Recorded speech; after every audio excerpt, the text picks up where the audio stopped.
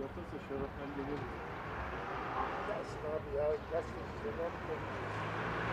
Şaraplar.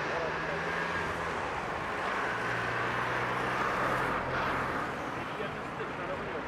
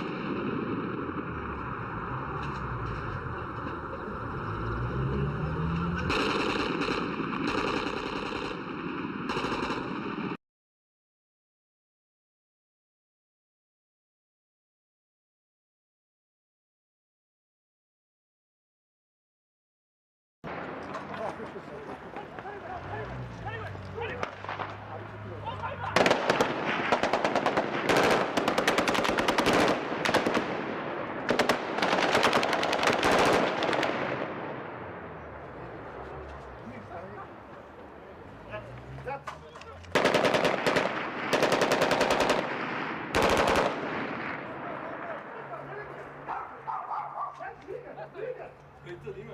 Abi gel sen. İsmail gel buraya. Gel git.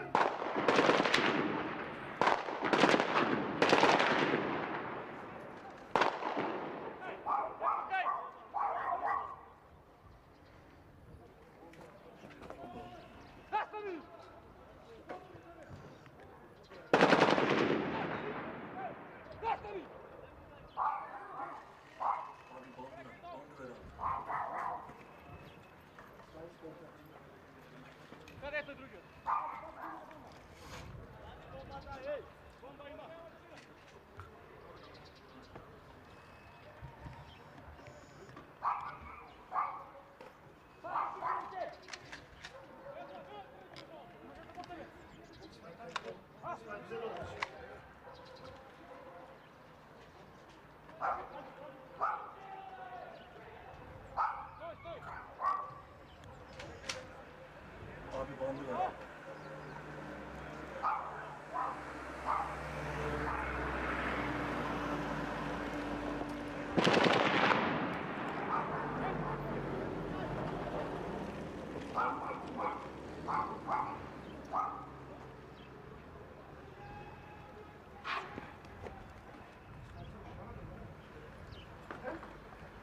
Ver kesedi ver. Ver. Al. Çabuk.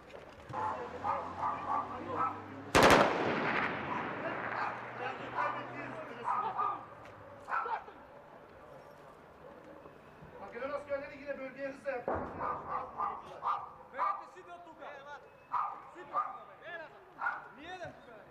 Arkaya geçelim aslında şunları.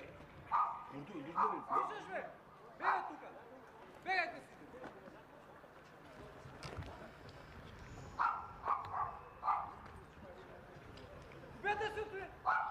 İki kişi değil mi onlar?